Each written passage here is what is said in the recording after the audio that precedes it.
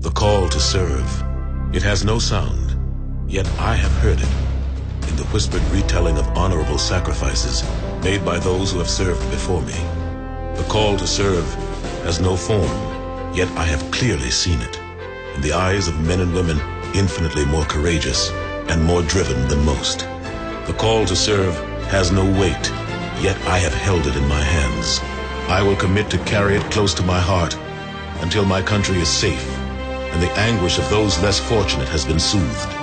The call to serve is at once invisible and always present. And for those who choose to answer the call, for their country, for their fellow man, for themselves, it is the most powerful force on earth. America's Navy, a global force for good. To answer the call, go to Navy.com or call 1-800-USA-NAVY. So in 1994, I was 18, young, didn't know what was going on. You know, I want to start a new life, best life I could. And I thought the best thing to do was join the military, you know. And it was an 8-year enlistment. I didn't know much. I was just a young boy, young man, wanted a good life. I was the best recruit in boot camp, you know.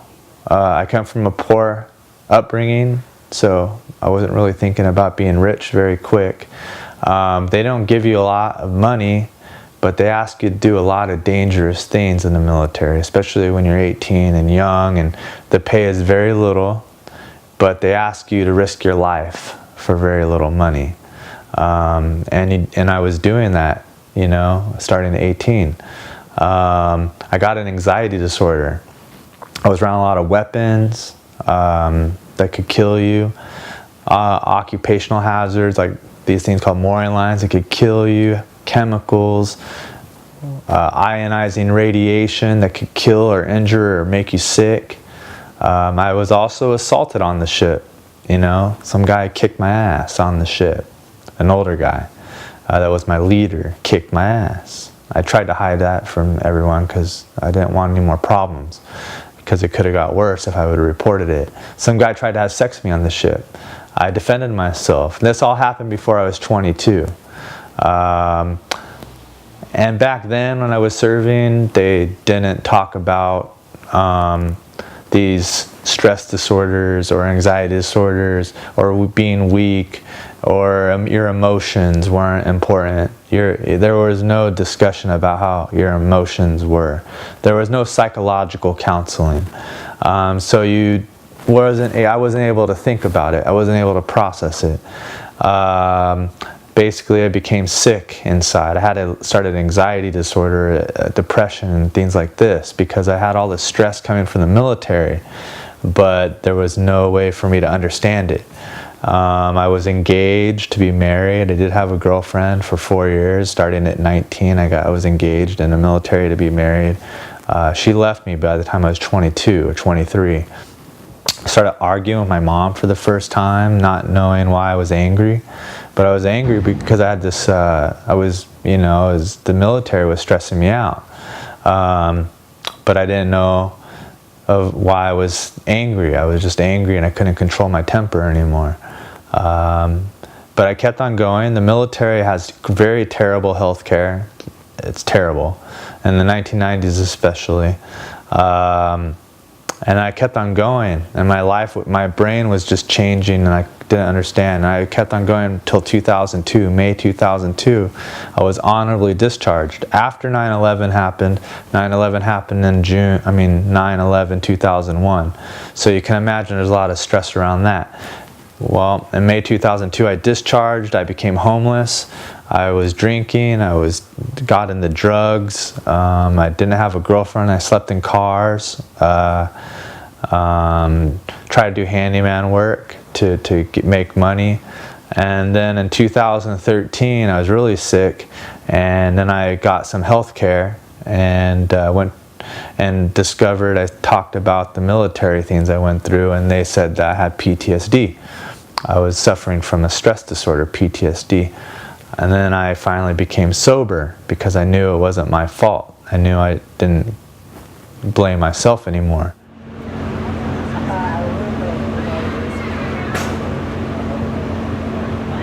They wouldn't want that to happen to their kids, you know. They wouldn't want their kids to go through what I went through. They know they're wrong. It'll all come out. Military that you sought to serve, that you enlisted for, that you were planning on being an officer for, the military that you were proud of, Yeah. and the military that you went to service for, let you down. Let your family down, let your father down, let your mother down, let your siblings down, and it's still letting you down. It's not fun to be poor as a kid, okay? And your dad ends up being a combat vet for your own country, and you didn't know that. It's not fun or understandable when you find that out as an adult. And then we can talk about that I served. I served starting at 18. I went to boot camp at 18. Right. I signed up. I enlisted in an 8-year enlistment to my own country. Right. Hey guys, will you read my veteran story online? It's an online blog. Thanks.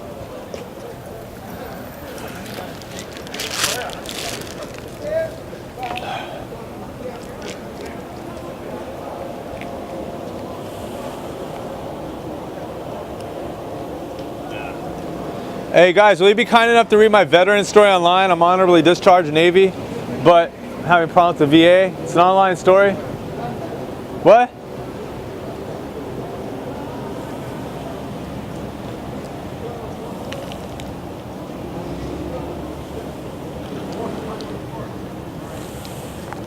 Hey buddy, will you read my online veterans? That's the biggest sign I ever saw. Will you read my online veteran story online? It's an online blog. Veteran story online. Will you read my online story on veterans? My secret enlistment, which was the only enlistment on the ship, was called the Sea Air Mariner enlistment. I never served active duty. I went from boot camp to college, and then I was part-time as a Navy sailor with these full-time Navy sailors every month on the same ship. So I never served active duty, but I was reporting to the ship where everyone on the ship, 200 sailors, had served active duty. I was never, I never experienced full-time active duty on the ship. Everything, so basically I didn't have any experience. And everything I was doing for the first time. And I wasn't doing it very long. So I'd only be at sea for a weekend, and I would send me home. But you get seasick. 2 days in the middle of the ocean, we go to sea, fire weapons, train, do operations, helo operations, whatever they were, weapon systems, and then I would get seasick. See, in 2 days, you get seasick, right? You're in the middle of the ocean, hundreds of miles from the ocean. It's heavy weather, high seas. You get seasick. It's cold. It's really freezing temperatures. You get sick. You can really physically feel the effects. They send me home on Monday morning, and I have to be in college Monday morning. Do you see what I'm saying? Right. So I'm seasick. I feel like I want to puke. I have to be in college Monday morning to study to become an officer. Well, I couldn't do it. It was an experiment. It wasn't working. It wasn't working. The experiment was to put me on the Navy ship part-time, never serving active duty. I was 18 years old, and when I was off the ship, I was going to college. I live alone.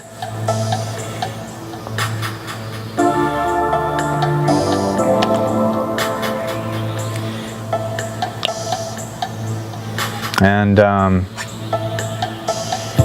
try to make it comfortable for myself. So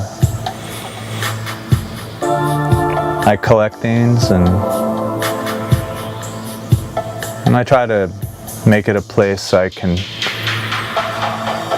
feel comfortable reading, studying, getting healthy. Yeah, it's been hard because the military stuff is really bothering me. So, I'm trying to get my life back together, I really really trying to focus on getting healthy.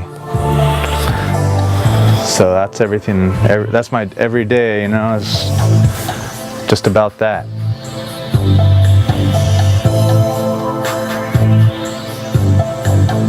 Sort of a weird life. I don't know. I'm confused. It's what it is, you know.